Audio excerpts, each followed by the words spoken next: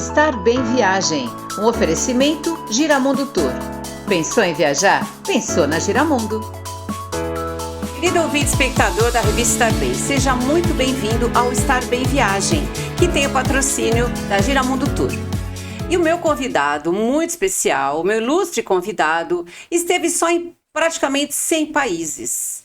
Paulo Eduardo Costa, seja muito bem-vindo à revista Estar Bem, ao Estar Bem Viagem. Tudo bom? Obrigado, Lisete, querida. Obrigado pelo carinho. É muito bom estar aqui no Estar Bem, né? Falando um pouquinho das experiências, contando um pouco dos causos, né? Com certeza. E é um dos privilégios que Deus nos dá, exatamente esse, o privilégio de poder viajar. A gente trabalha, a gente se esforça, mas de vez em quando a gente tira umas fériasinhas e aproveita e viajar. Como diz Sandrinha, querida, é tudo de bom. Com certeza.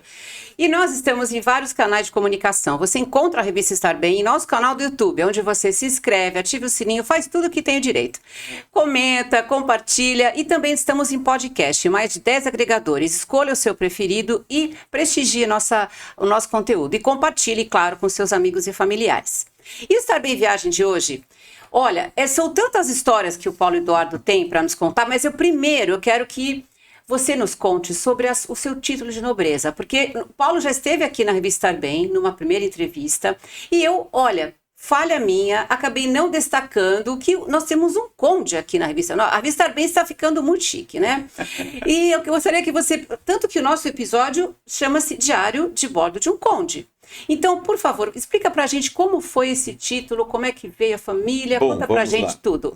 Muito simples, sem grandes segredos. Títulos são honrarias, né? A gente, quando se sente honrado, recebe alguma titulação, né? Então, existem títulos de propriedade, existem títulos de nobreza, existem títulos de honrarias.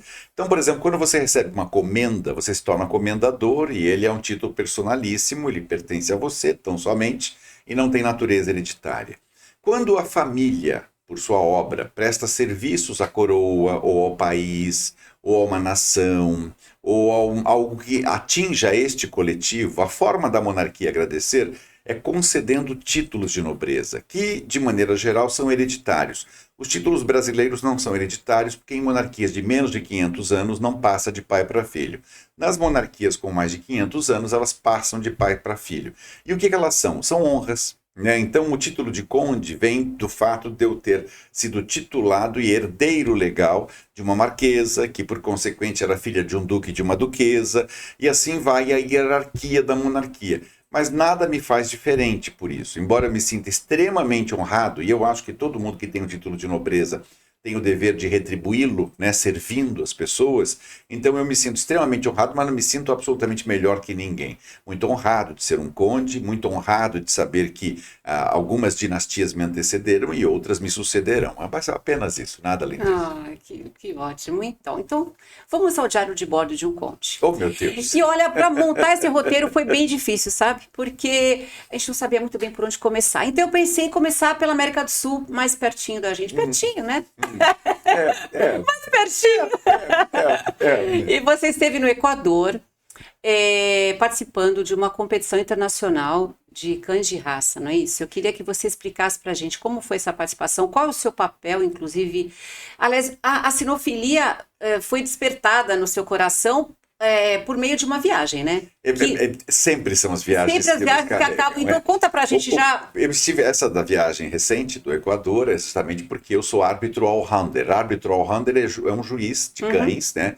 Que entende de padrão de raça, que estuda muito, que aprimora. Este ano eu estou completando 50 anos como criador, portanto tem uma trajetória por trás disso. E eu fui julgar uma seletiva, uma exposição internacional, que tem validade, evidentemente, para os rankings internacionais, no Equador. Aliás, devo dizer que passei um frio bárbaro, porque estava Quito, a capital, é a 2.800 metros de altura, e a gente, quando viaja, tem que estar prevenido, preocupado com o lugar que você vai. Realmente era frio, eu levei roupa agasalho. Para lá, tem que levar tudo por casaco. 5 graus, aquela coisa, tranquilo, sem nenhum problema. Estava 5 graus no campo. Só que a exposição é julgada num gramado, né? Então eu tinha um sobretudo, tinha cachecol, tinha colete, estava realmente preparado para o frio.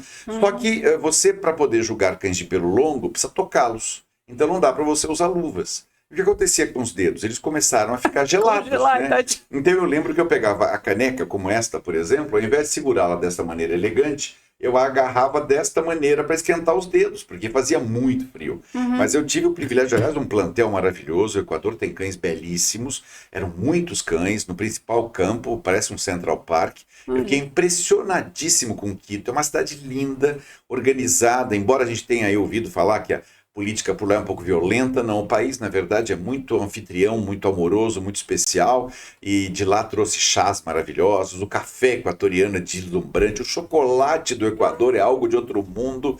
Eu já conhecia Guayaquil, que era no mar, e não conhecia a capital Quito. Então, para mim, foi um privilégio, um prazer. Agora, voltando à história de criação, uma coisa muito engraçada. Já faz 50 anos, né? Eu verdadeiramente estava viajando na Europa, especialmente na Bélgica, e estava visitando uma exposição internacional de cães. Isso sem relatar que o meu avô criava cães. Na verdade, eles chamavam aquela época de americano. Era um nome popular dado ao foxhound americano, e tem o foxhound inglês, que eram cães de caça. Aquele rabinho. Exato, quando a caça era permitida, né? Então havia todo um processo. O vovô criava, papai era apaixonado, eu apaixonado já também. Eu lembro que eu estava na Bélgica e fui visitar uma exposição. E olhei para a raça que eu crio hoje, o Bull Terrier, uma caça de um cão de cabecinha meio arredondada e tal. Eu disse, que cachorro feio, a princípio, primeiro impacto, né? Isso em Bruxelas. Aí fui caminhar pela exposição, mas no meio da exposição eu mudei minha opinião. Eu falei, feios são os outros, aquele é lindo. E aí, evidentemente... Foi amor à primeira vista, amor né? à primeira vista. Eu já tinha aqui no Brasil dálmatas, eu criava, tinha alguns dálmatas já de depois, uma delícia essa raça. E aí eu lembro perfeitamente bem que comecei desesperado procurando algum filhote para trazer ao Brasil. Acabei não conseguindo, porque na Bélgica não tinha, na França não tinha. Acabamos depois importando uma cadela dos Estados Unidos que veio prenhe de um cão campeão do Canadá. Foi quando começou efetivamente a criação desta raça no Brasil, e isso há 50 anos atrás. Mas tudo bem, tô velhinho, mas tô enxuto ainda, eu acho. Imagina! Ai, mas é uma delícia lembrar dessas histórias, porque são coisas que nos envolvem de uma forma ou de outra, né? Entre essas viagens, de conhecer, aliás, desse privilégio que eu agradeço a Deus o tempo todo. Eu falo fluentemente 6 idiomas e me salvo pelo menos uns 4 ou 5. Uma região não falar aquela língua, você se vira bem, né? Embora eu tenha passado por uma experiência curiosíssima. Eu estava em Puerto Montt, no Chile, no sul do Chile, isso numa viagem até mais recente, e fui convidado a conhecer uma base militar finlandesa na Antártida. E aquilo te fascina, né? Novidade, uma coisa diferente. Imagina estar em Puerto Montt, vamos para a base e tal. E cheguei na base, eu e um amigo, os dois, e falávamos inglês, francês. Eu falo inglês, francês, espanhol, italiano, alemão e português. Mas, curiosamente, no refeitório, no restaurante, o único lugar que tinha, o garçom não falava nenhuma língua. E eu tentei inglês, ele não falava, até espantoso, porque o povo da Europa geralmente fala 2 ou 3 idiomas, mas não tinha jeito. Aí eu pedi o cardápio, tentei fazer entender que eu queria o cardápio, olhei e falei, meu Deus, eu não entendo nada do que está acontecendo aqui. Mas eu entendi que eram 3 pontos no cardápio, então apontei o primeiro, apontei no chutômetro, assim, né? E apontei o terceiro. Bom, primeiro veio uma entrada que era uma salada de repolho cru com abacate amassado e salgada, que é bem exótico para o nosso gosto, mas eu falei, entre passar fome e comer repolho amassado e abacate salgado. E abacate salgado, eu vou, tudo bem, como se fosse a entrada, tal, aquela coisa cômica até. O segundo prato era uma espécie de um consomê que usava crio. Crio é uma espécie de camarãozinho. Só que eu olhava para aquela água fervente e os bichinhos mexiam as perninhas. Ai, assim. meu Deus! Eu falei, eu não vou comer bicho vivo, né? Pelo amor de Deus, uma experiência louca. Não, eu esperei eles morrerem. Depois que pararam as perninhas, aí eu comi aquele caldinho. Realmente, crio tem um gosto de camarão, é até uma coisa gostosa e tal. E o terceiro prato era carne de foca. Feita grelhada, como se fosse uma picanha, até porque tem uma camada de gordura muito grande, então a carne é muito saborosa e tal, mas eu não sabia, só descobri isso depois. Por sorte, no segundo dia da viagem, apareceu lá um capitão que falava inglês, então acabou me salvando, porque esse santo traduzia as coisas, aí eu comecei a comer coisas mais normais. Mas são experiências que a gente tem ao redor do mundo, e quem viaja sabe disso. Esteja preparado para qualquer nova experiência e usufrua dela. Que engraçado, eu não vejo as minhas dificuldades como dificuldades, eu vejo como diversão. Eu digo, isso aqui é um desafio e eu tenho que aprender a me desafiar, que é o natural do ser humano. Com certeza. Então é muito gostoso. Portanto, viagem, eu recomendo. E você mencionou o Chile, né? Você esteve em Viña del Mar. É um balneário do Chile, é isso? Viña del Mar é a cidade que, assim, você chega a Santiago capital do Chile, que é na parte alta, é mais ou menos como essa coisa de São Paulo Santos, por exemplo. Vou dar um exemplo, né? Tá. Porque Santiago estaria lá em cima e aqui embaixo. Eu lembro que naquela viagem, inclusive, fui conhecer as vinícolas da Conte Toro, que foram deliciosas. Fui anfitrionado até pelo vinho, dono, né?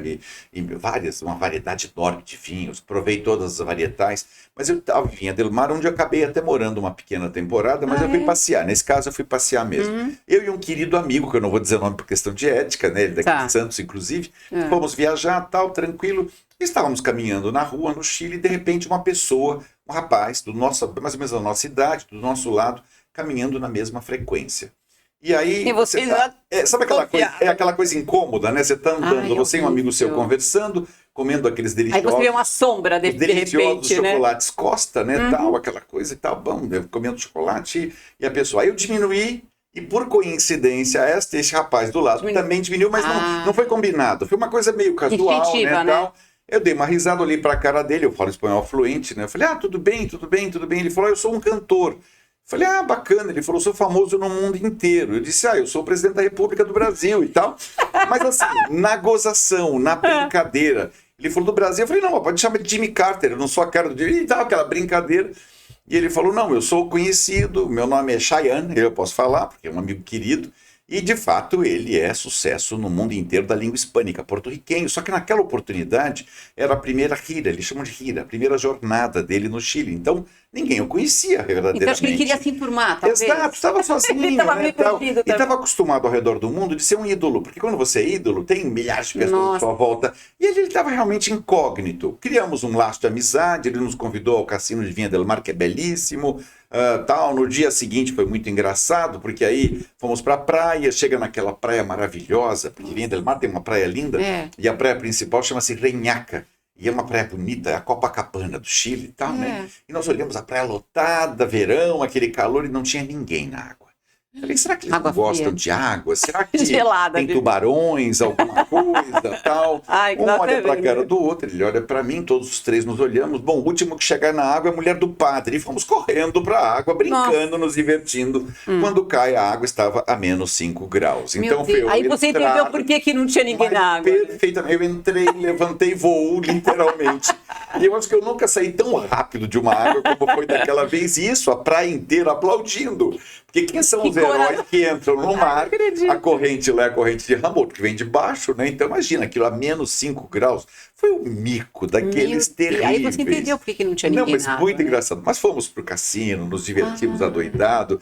Quando nós retornamos, que vim pro Brasil, aquela coisa, depois um belo dia, Chayanne, esse meu amigo, que é conhecido. Quem não conhece, vai entrar na internet, vai ver. Ele é famoso no mundo inteiro, ele foi personagem de séries dos Estados Unidos, tem todo um processo e tal. Nós voltamos até lá e aí estávamos na praia, ele já mais conhecido, e ele, para disfarçar, para evitar que tivesse contato, ele colocou uma peruca daquelas tipo Black Power, um óculos gigantesco. Lá no Chile, as pessoas não levam cadeira, elas alugam a cadeira em Reñaca. Se você precisar trocar de roupa, tem trocadores de roupa. É uma forma mais organizada de turismo, justamente em Vinha del Mar. E eu lembro que estava um calor danado, ele vira para mim e diz assim, eu acho que eu vou tirar a peruca. Eu falei, faz isso, vai até lá, fica mais à vontade, o óculos é grande, ninguém vai te... Porque até então, no primeiro encontro, ele já era desconhecido. Nesse segundo que nós tivemos, todo mundo já conhecia, mas ele estava disfarçando, né? Perfeito. Aí, de repente, ele entra lá, tira, vem com um óculos gigantesco para esconder o rosto, tal. Todo mundo passava, olhava, mas não pode ser. Imagina que o famoso Chayanne vai estar aqui na praia, etc, etc. Eu e Ricardo, de repente ele resolve limpar o óculos, porque você começa a transpirar e aquilo começa a escorregar, né? E aí ele pega o óculos, tira o óculos para limpar o rosto, olha para frente, tinha uma gordinha, a gordinha faz... Foi o alarme. A praia inteira descobre que o famoso Chayanne, o personagem da televisão que esteve nas televisões do Chile, estava na praia ali. Eu lembro de pedindo socorro para o motorista. O motorista entra com o carro na areia. Coisa de maluco isso. Para resgatar você. Não, os três, né? Porque até então ele era a vítima. Eu e este meu amigo abraçamos ele, porque não arrancavam a roupa dele. Porque o fanatismo é uma coisa maluca, né? Ainda uma coisa incontrolável, né? Quase que incontrolável. E aí conseguimos empurrar ele dentro do carro e tal. E o carro cercado de gente, aquela loucura. E o motorista, porque só foi o motorista, mas ninguém. Eu dizia, vamos, anda logo, tal, não sei o que. Ele não conseguia passar e vem 2 guardas. Aí vem 2 guardas, 2 policiais, eu lembro que, pelo amor de Deus, tira a gente daqui e tal. Os policiais, o que passa? Eu digo, não, estamos aqui dentro, estamos com... Eu queria vir na praia. Não, e aí um dos guardas olha pro encanador e fala, Chayane, eu falei, não, senhor, pelo amor de Deus, me dá autógrafo pra eles, faz qualquer coisa, dá beijo, fala que a mulher é linda. Mas tira a gente daqui, né? Ele acabou abria 2 dedinhos assim do vidro, aí ele dava autógrafo, e aí conseguimos realmente fugir, mas experiências maravilhosas, bem típicas do Chile, que é um país maravilhoso, que tem vinhos maravilhosos, queijos, e eu sempre recomendo os chocolates Costa, que tem o meu sobrenome, que são maravilhosos, em país acolhedor. Os vinhos lá são divinos. E lá em Vinha del Mar tem um Festival Internacional de Canção que é muito famoso. Você chegou aí em algum... Cheguei aí, inclusive, Chayane se apresentou lá no cassino de Vinha del Mar, que é famosíssimo, inclusive. Aliás, eu assisti um show do Sting lá em 2011. É maravilhoso. Ele ganhou o prêmio de melhor cantor. Eu assisti depois na praia, numa outra viagem, Mercedes Sosa, cantando Graças à la Vida, justamente em Renhaca, que é a praia principal. Porque Vinha del Mar e Valparaíso ficam uma do lado da outra. E a conexão delas com sobe-se a serra, né, que eles chamam de Cerro, e lá em cima é Santiago. É uma delícia. E ele chegou a se apresentar, então? Se apresentou várias vezes, ficou famoso. Depois, uma outra oportunidade, eu acabei indo até lá. A convite dele, inclusive, foi muito gostoso, muito divertido. Fomos no avião dele, porque ele tinha um avião particular e tal. Foi muito gostoso, mas valeu a pena. Cada viagem vale a pena, cada momento vale a pena. Tanto que eu estou aqui contando para vocês a história. E vai relembrando, né? Das minhas loucuras, né? Mas que valem a pena. E eu queria dar uma esquentada um pouco no seu diário de bordo. Oh, meu Deus. Chegando até o norte da África. Que eu sei que você foi para Marrocos e parece que tem alguma história... pelo jeito, tem alguma história bacana para contar, para compartilhar com a gente. Vamos lá então para a África. Eu acho que eu estou me envergonhando, gente. Não, mas toma uma aguinha. Vou contar para vocês. Eu tinha uma namorada espanhola, eu estava passando uma temporada em Madrid, bem curta. Ela era de Bilbao e a gente tinha uma relação simpática e tal, e resolvemos passar, então, 5 dias no Marrocos, né? Tá. E ela espanhola, eu brasileira, fomos para Rabat, depois Casablanca. Em Casablanca tem lá um mercado de troca. Famoso, aliás, famoso, bem umas coisas de metal, artigo de metal, de bronze, cerâmica, né? Não tem um monte de coisa. Eu lembro que eu tenho até hoje uns cinzeiros de bronze lindos e tal, com motivos marroquinos e tal. Mas o país é um país muito conservador, um país muçulmano. Quente, né? Quente. Muito quente. Não, até demais. Eu fui numa época que estava até tranquilo, mas eu lembro que era uma coisa que nos fascinava, porque aquela coisa do norte da África é diferente, os costumes árabes são diferenciados, ela, uma simpatia, linda, mulher, loira, de olhos azuis e tal. E eu lembro que um belo dia, logo no primeiro dia em Casablanca, ela resolve sair do hotel vestindo bustier e shortinhos. Eu olhei para ela e falei, você tá maluca? Isso tudo em espanhol, naturalmente. Sim. Você tá maluca, você não tem que vestir. As mulheres aqui usam chador, né? Mostra quando muito rosto, tem que ter um véu na cabeça. Você imagina que você vai sair nua, demonstrar as pernas num país conservador como o Marrocos. É uma alucinação. Mas como boa espanhola teimosa, ela resolveu descer. Eu vou assim, pronto. Não, vou assim. No concierge do hotel, ali no hall do hotel, ela percebeu que todos os homens olhavam para ela. Não sabe por quê. E aí ela notou que ela não estava agradando muito, perfeito. Voltou, colocou uma roupa extremamente mais recatada, uma saia que cobria as pernas até embaixo, um vestido, pôs um véuzinho aqui, alguma coisa na cabeça e tal. E saímos, então, aí já mais tranquilos. E no meio da conversa, chegamos no tal do mercado das pulgas, que eles chamam, onde você tem as coisas para trocar, para comprar, é divertido. E eu conversando com ela em espanhol, me para um árabe bem bigodudo, olha para mim assim e fala, senhor, lhe dou 3 camellos por la chica. Ele queria trocar ela por 3 camelos. Não sei se você sabe o costume islâmico, mas no Marrocos você pode ter até 4 mulheres, desde que a original, a titular, concorde com a segunda, as 2 concordem com a terceira, as 3 concordem com a quarta, e que ele possa sustentar as 4 igualmente. Então, se ele der um anel para essa, tem que dar um anel para todas. E a ideia do árabe, naturalmente, vendo que eu estava com uma namorada linda, era justamente trocá-la por 3 camelos. Ele queria me dar 3 camelos e ficaria com ela. Nisso, ela gruda no meu braço, com as unhas, desesperada. Tá louco, eu sou espanhola, tá louco. E eu me divertindo a pampa, né? Porque eu ria de tudo. Eu dizia 3 camelhos. Deixa eu pensar, o que eu vou fazer com ele? Ele me mostra as patas, as ferraduras dos camelos, mostra os dentes dos camelos. Eu dizia, senhor, e tal. E ele, tá bem, senhor, tá bem. 4 camelos, aumentou a oferta para 4 camelos. E ela desesperada, grudada. De fato, eu devo confessar a você, Elisete, que eu não troquei. mas me arrependi. Eu deveria ter trocado. Porque você já imaginou a praia de Santos ou de São Vicente com 4 camelos? Você podia criar camelos aqui, Ia ser imagina. uma coisa divertidíssima. A criar. Passeio de camelo nas praias santistas ou Vicente. Ia ser divertidíssimo, né, gente? Depois ela me deu um prejuízo, mas eu deixa pra lá, já passou. Sério, quer dizer, foi inesquecível essa viagem para o Marrocos. Todas as viagens são inesquecíveis, mas o Marrocos, especialmente, ela acaba tendo essa característica, porque é um país extremamente típico, né? E a produção está te mostrando alguma coisa, Elisete, você não viu. Olha lá. Tá, eu vi agora. Gente, vocês não estão vendo aqui, final, mas é maravilhoso. Já no final. Não é porque são tantas histórias. O Paulo Eduardo tem tantas histórias, meu Deus. Por isso que esse diário de um conde, de bordo de um conde, tinha que fazer vários episódios. Não tem nada. É pelo muita menos história. as pessoas se divertem um pouco Com ouvindo certeza. essas bobagens, todas essas diversões, porque são Olha. experiências de vida. Aliás, a minha irmã disse que eu tenho que escrever um livro. E eu tenho uma amiga Exatamente. muito querida que ela fala, escreve. Eu já comecei a colocar alguma coisa no papel, algumas crônicas, contando alguns desses causos. Mas a ideia de diário de bordo de um conde é boa, dá para virar título de livro. Com certeza. E, na verdade, eu acabo contando um pouco das experiências que eu tive ao redor do mundo, que são muito divertidas Muito legal. sempre. Ai, Meu que Deus, como a maravilha. gente viaja, é bom, né? Muito bom, né? Portanto, eu recomendo viagem. Exatamente. Esses locais todos que você fez, você indica para o nosso ouvinte espectador que eles visitem. Indico, tanto sim, o Chile quanto o Equador. Indico bastante, inclusive, alguns países assim mais temerosos, outros menos, né? Passei por algumas perrengues, como a gente pode chamar. Eu lembro que uma viagem que eu fiz a Cusco, a Machu Picchu, no Peru, que era maravilhoso o lugar. No retorno de Cusco, nós tínhamos toda uma programação, afinal você tinha passagens de avião, etc, etc. E quando estávamos quase chegando a Santa Cruz de la Sierra, que é a cidade que tem bem no sul da Bolívia, eu me recordo que a aeromoça pega o microfone e fala: senhoras e senhores, estamos em paro nacional. Paro é greve. Meu Deus.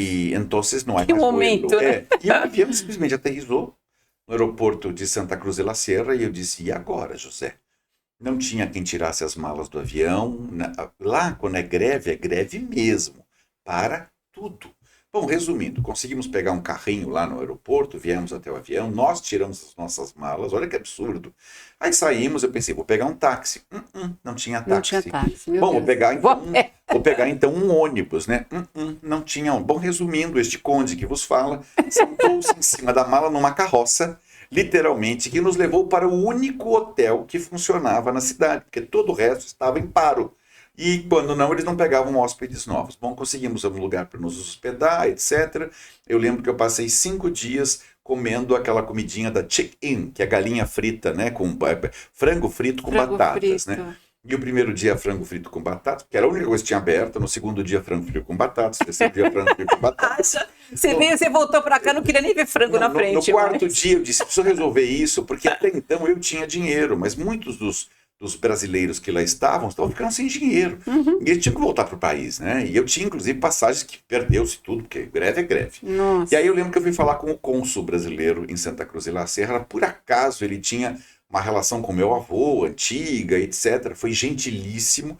Providenciou, então, eu disse, eu vou ligar para o presidente da Ferrocarriles, que é a companhia de trem da Bolívia, chama-se Ferrocarriles de Bolívia.